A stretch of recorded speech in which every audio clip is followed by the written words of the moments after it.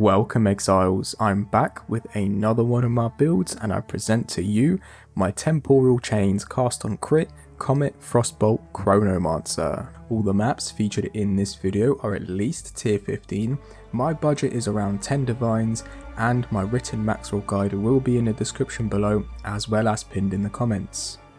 The premise of this build is to inflict as much slow as possible through having Temporal Chains as an aura around us, automatically inflicting Hinder, casting Frostbolts which leave large trails, chilling enemies and freezing with hits, and to top it all off a base 20% slow as an aura from the Chronomancer ascendancy. For the damage portion of this build I opted in for a cast on Crit Comet setup using Eye of the Winter to inflict critical weakness as well as to generate lots of energy as Eye of the Winter shoots many projectiles, and on top of that using Frostwall mechanics to generate tons more energy, which enables us to be able to proc multiple comets per second until we run out of mana, which isn't that fast considering we have over 500 mana regen per second and 700 with an active flask, and this is with the Mind over Matter keystone which halves our mana regen.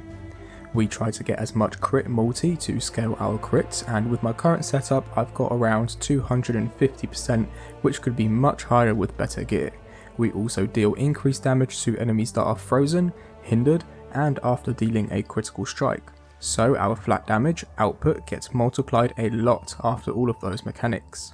As for the defensive portion of this build, we are stacking mana and using Mind over Matter, which makes it so we take all damage from our mana before our life, which means with my personal setup they need to get through over 4000 mana first before getting through my 1400 life, and as I've also just mentioned I have over 500 mana regen per second, 700 with a flask, and I've got 5% mana recovery on kill with my jewels, which makes me pretty tanky. And of course with the addition of all my slows combined, the enemies are extremely slowed, making their attacks predictable and easily avoidable. Before I get into the specifics of this build, I wanted to say that so far this build has caused me the most trouble while trying to figure it out. I tried out every single cold skill and even some fire skills while converting fire to cold. I tried an evasion setup with a shield, I tried multiple different cast on crit setups, and I even had trouble finding the best modifiers for this build. But finally this is what I've ended up on, which works for all content. It has damage, defense and the potential to scale much higher. However, I've run out of currency to further scale it, and to be honest I'm a little bit burnt out of PoE 2 at the moment, so this most likely will be my last build until a new update. But in the meantime you can expect videos on the new event running in PoE 1, I'm very excited to get into that.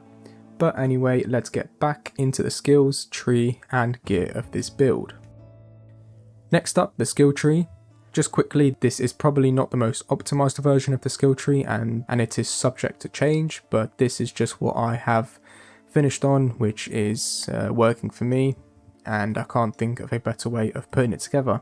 So this is how it looks like. And then one more thing, I'm not going to be going through it exactly how you should be going through it when you're leveling. I'm just going to go through it randomly, telling you what I have. So starting at the top, some generic nodes for spell damage and mana regen, along with a little bit of cast speed. And then going up higher we have crit chance for spells and increased spell damage after critting. And then up here we go both left and right. So going left first, we take our first jewel socket. For the jewels you are going to want to have crit chance for spells, recover % of mana on kill, and triggered spells deal increased spell damage. Other than that you can have whatever you want. I just opted in for more damage, such as cold damage or spell damage or elemental damage, or maybe even crit damage bonus. Anyway, going further left, this is where we take Mind over Matter. All damage is taken from mana before life, but with a 50% less mana recovery rate. We also go down here to take a chance to gain Arcane Surge when we deal a critical hit, which means we have Arcane Surge pretty much all the time, along with a bit more mana regen. And then up here we take increased effective Arcane Surge on us, and then another jewel socket, and then this node Storm Charged, which gives us a bunch of LE damage if we have crit recently and more crit chance. Going back then and to the right we have another jewel socket, and then going up here we take Eldritch Battery, which converts all of our energy shield to mana, And then arcane intensity, increased spell damage per 100 maximum mana, which is good because we are stacking mana, and then more max mana and more mana regen. Going back down then and to the right, we take some critical hit chance and crit damage bonus. Up here we take increased area of effect of curses, but the reason that we take these is so we can take zone of control, which increases the effect of our curses, along with the area of effect of course, but most importantly, it also curses enemies with hindered, which gives them 15% reduced movement speed, which is exactly what we want. Going down here then, we are taking more crit damage bonus and crit chance, and then crashing wave, we deal more damage after a critical hit. Going up here to the right even further, we take reduced mana cost of skills and more mana regen, and then up here a massive node for our crit, gives us a bunch of crit chance and crit damage bonus, as well as increased damage after critical hitting. Then going even further to the right, we are taking things towards generating energy for cast on crit comet, as well as comet dealing more damage when it is triggered, another jewel socket, and then picking up thin ice to deal increased damage with hits against frozen enemies, and then this massive cluster over here for even more damage on our comet when it is triggered by cast on crit, as well as more energy gained. And then lastly, another jewel socket up here. And for my amulet, I've anointed it with hindered capabilities, which increases the damage with hits against hindered enemies, and since we have zone of control, the enemies around us are always hindered, and also the debuffs that we inflict have a 10% increased slow magnitude, which is nice. Lastly, going over my gear, this gear isn't that good. Like I mentioned in the video before, I have done a lot of testing and I've wasted a lot of currency. However, this gear is good enough to sort of get me through the end game. So starting off with the chest, just want as much energy shield as you can, bit of res, try and get intelligence on everything as well, and also most importantly you need spirit on the chest. Then the helmet, once again as much energy shield as you can, try and get crit chance on the helmet as well, and try and get max mana on everything you can. The gloves, similar thing, mana, energy shield, try and get crit damage bonus on these if you can as well.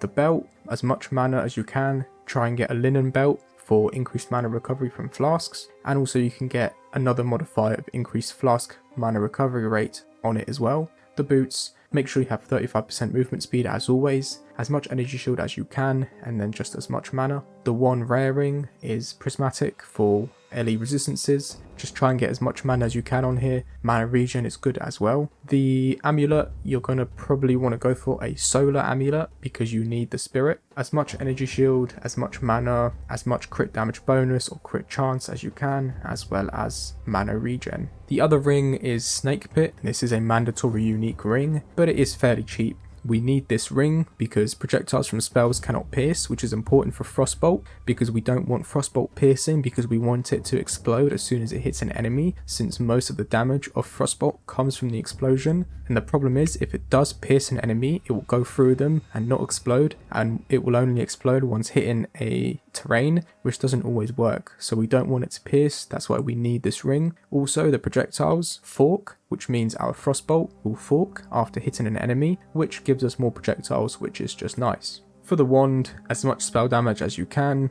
plus level of all cold skills, mana, crit chance, crit damage bonus, focus, as much energy shield as you can, crit chance for spells, maybe crit damage bonus, mana, intelligence. So what I found with the gear is that plus level to all skills, or to spell skills, or to cold skills is really important. That's why I've prioritized getting +5 on my wand, and I should really have also plus levels of all spell skills on the focus and the amulet, but I just haven't got that. And with all that being said, thank you so much for watching the video. I really appreciate it. Please let me know if you have any questions about the build or any of my other builds. I will always try and answer every single comment. I hope you all enjoy the PoE 1 event if you end up playing it, because I know I sure will. And as always, stay exiled.